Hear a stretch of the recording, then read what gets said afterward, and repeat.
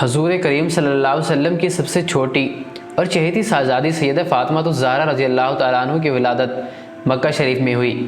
حضرت فاطمہ رضی اللہ تعالیٰ عنہ بڑی پاکیزہ اوصاف کی حامل تھی اور ہر وقت عبادت الہی میں ڈوبی رہتی تھی۔ دنیا کی خواہشات سے آپ رضی اللہ تعالیٰ عنہ کا دور کا بھی کوئی واسطہ نہ تھا۔ انہیں اعلیٰ صفات کی بنیاد پر آپ رضی اللہ تعالیٰ عنہ کا اکثر خطبات سے جانی جاتی تھی، جن میں سے ایک بطول ہے۔ علامہ ابن اسیر لکھتے ہیں کہ آپ رضی اللہ تعالیٰ عنہ کا لقب بطول اس لیے تھا کہ آپ رضی اللہ تعالیٰ عنہ دینداری اور شرافت و پاکیزگی میں عورتوں سے ممتاز تھی۔ حضرت فاطمہ رضی اللہ تعالیٰ عنہ کے بچپن کا دور اسلام کا ابتدائی دور تھا۔ یہ وقت بڑا مشکل اور دشوار ترین تھا۔ اس وقت مکہ کے کفاروں کا مسلمان پر ظلم و ستم پورے زور پر تھا۔ قریش نے بنی ہاشم کی زندگی تنگ کر رکھی تھی۔ اسی دوران بنی ہاشم تقریباً 3 سال تک شیب ابن طالب رضی اللہ تعالیٰ عنہ کے ساتھ بھی رہے اور نہایت تنگ دستی کی زندگی گزاری۔ حضرت فاطمہ رضی اللہ تعالیٰ عنہ اپنے بچپن میں اپنے عظیم والد حضور نبی کریم صلی اللہ علیہ وسلم کے ساتھ بھوک اور پیاس کی تمام تکلیفوں کو برداشت کرتی رہی۔ آپ کی مادر عظیم ام المومنین حضرت خدیجہ رضی اللہ تعالیٰ عنہ کی وفات کا صدمہ بھی آپ رضی اللہ تعالیٰ عنہ کے لیے بڑا جان لیوا تھا، جسے آپ رضی اللہ تعالیٰ عنہ نے بڑے حوصلے سے برداشت کیا۔ حضور صلی اللہ علیہ وسلم کی تعلیم و تربیت اور درس و نصیحت کی وجہ سے آپ رضی اللہ تعالیٰ عنہ بچپن سے ملکیات کی صفات سے آراستہ ہو گئی تھی۔ آپ رضی اللہ تعالیٰ عنہ کو عام لڑکیوں کی طرح کھیل کود کا شوق نہ تھا۔ آپ رضی اللہ تعالیٰ عنہ نے کبھی ضد نہ کی۔ آپ رضی اللہ تعالیٰ عنہ کو زیورات پہننے کی خواہش تھی، نہ بناؤ سگار کی کوئی فکر، نہ رزق و اعلیٰ لباس پہننے کی کوئی آرزو۔ حضرت فاطمہ رضی اللہ تعالیٰ عنہ بچپن سے ہی پاک باز تھی۔ جب آپ رضی اللہ تعالیٰ عنہ جوانی کو پہنچی تو بڑے بڑے سردار عرب نے نکاح کا پیغام بھیجا، مگر رسول اللہ صلی اللہ علیہ وسلم نے انکار کر دیا۔ آخرکار آپ صلی اللہ علیہ وسلم نے حضرت فاطمہ رضی اللہ تعالیٰ عنہ کا نکاح حضرت علی رضی اللہ تعالیٰ عنہ سے کر دیا۔ اس وقت ان کے پاس رہنے کو اپنا گھر بھی نہیں تھا، مگر حضرت فاطمہ رضی اللہ تعالیٰ عنہ نے اپنے والد رسول اکرم صلی اللہ علیہ وسلم کے انتخاب کو خوش دلی کے ساتھ قبول فرمایا اور پوری زندگی انتہائی سادگی کے ساتھ بغیر کسی گلے شکوے کے گزار دی۔ گھر کے تمام کام کاج آپ رضی اللہ تعالیٰ عنہ نے خود اپنے ہاتھوں سے انجام دیتی تھی۔ چکی پیسنے کی وجہ سے آپ رضی اللہ تعالیٰ عنہ کے ہاتھوں میں نشان پڑ گئے تھے۔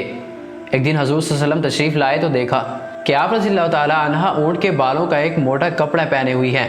تو حضور کریم صلی اللہ علیہ وسلم نے فرمایا، اے فاطمہ رضی اللہ تعالیٰ عنہ، آج اس دنیا کی پریشانی اور تکلیف پر صبر کرتی رہے تاکہ آخرت میں تمہیں جنت کی نعمتیں ملے۔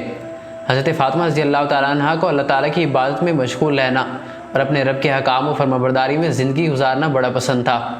آپ رضی اللہ تعالیٰ عنہ نے اپنا چہرہ کبھی کسی غیر محرم مردوں کے سامنے نہیں کھولا۔ حضرت انس بن مالک رضی اللہ تعالیٰ عنہ بیان کرتے ہیں کہ ایک دن نبی کریم صلی اللہ علیہ وسلم نے اپنے صحابہ رضی اللہ تعالیٰ عنہ سے پوچھا کہ عورت کی سب سے بہترین خوبی کیا ہے؟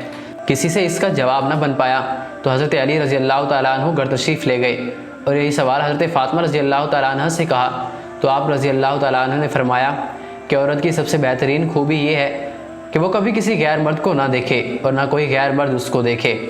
حضرت علی رضی اللہ تعالیٰ عنہ یہ جواب لے کر بارگاہ رسالت میں حاضر ہوئے اور حضرت فاطمہ رضی اللہ تعالیٰ عنہ کا جواب بیان کیا تو آپ نے فرمایا، فاطمہ میری لقطۂ جگر ہے، اس کی رائے میری رائے ہے۔ حضرت فاطمہ رضی اللہ تعالیٰ عنہ اپنی زندگی کے تمام حالات میں بے مثال نظر آتی تھی۔ آپ رضی اللہ تعالیٰ عنہ اپنے والدین کے لیے ایک بے مثال اور قابل فخر بیٹی تھی، اپنے شوہر کے لیے ایک بے مثال شریک حیات تھی۔